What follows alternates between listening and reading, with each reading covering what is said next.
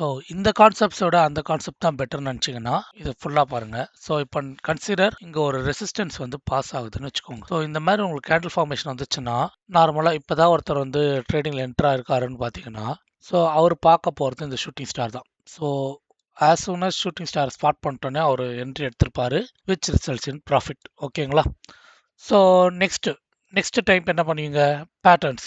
So இப்போ இந்த 3 candle consider பண்ணிங்கன்னா இது ஒரு ஈவினிங் ஸ்டார் பேட்டர்ன். ஸோ நீங்கள் என்ன பண்ணுவீங்க? இங்கே ஒரு ஷார்ட் பொசிஷன் போடுவீங்க. ஓகேங்களா?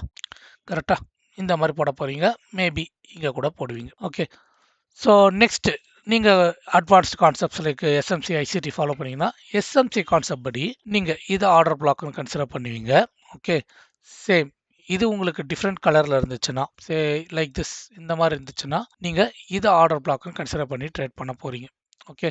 ஸோ சேம் இங்கே வந்தால் என்ட்ரி, சேம் ஸ்டாப் லாஸ் இங்கே ப்ளேஸ் பண்ண போகிறீங்க. ஸோ இல்லை நான் இந்த கான்செப்டும் ஃபாலோ பண்ண மாட்டேன் அப்படின்னு நினச்சி நீங்கள் ஐசிடியில் ட்ரேட் பண்ணிங்கன்னா ஃபேர் வேல்யூ கேப்னு சொல்லிட்டு இங்கே வந்தால் என்ட்ரி எடுக்க போகிறீங்க. ஸ்டில் ஸ்டாப் லாஸ் வந்து இதுக்கு மேலே தான் ப்ளேஸ் பண்ண போகிறீங்க. இல்லைனா ஐஎஃப்இஜி இன்வர்ஸ் ஃபேர் வேல்யூ கேப்னு நீங்கள் ட்ரேட் பண்ணாலுமே இங்கே தான் உங்கள் என்ட்ரி, இங்கே தான் உங்கள் ஸ்டாப் லாஸாக வைக்க போகிறீங்க. ஸோ இப்போ உங்களுக்கு எல்லா டைப்லேயும் உங்களுக்கு என்ட்ரி வந்துருச்சு. கரெக்டாக? இப்போ நான் ஷூட்டிங் ஸ்டாரை ஒன்லி ஃபாலோ பண்ணியிருந்தனாலே எனக்கு ப்ராஃபிட் முடிஞ்சிருக்கும். ஓகே.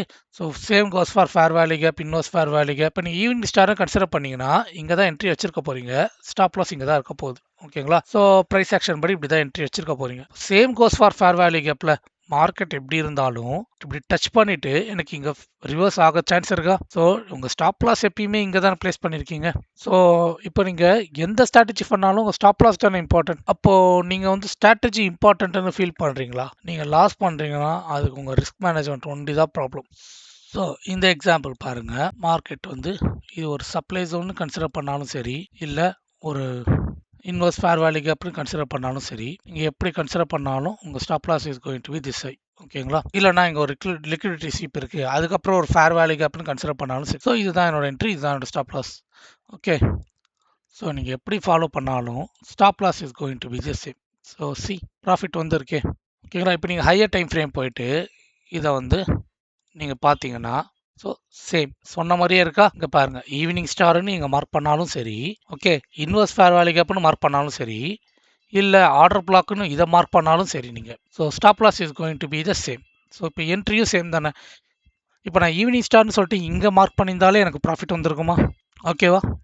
ஸோ ஸ்ட்ராட்டஜி முக்கியம் இல்லை, ஞாபகம் வச்சுக்கோங்க. இங்கே பாருங்கள், இது கூட ப்ராஃபிட்டில் தான் வந்திருக்கு. ஸோ உங்கள் ரிஸ்க் மேனேஜ்மெண்ட் தான் உங்களை ப்ராஃபிட்டபுளாக மாற்றும்.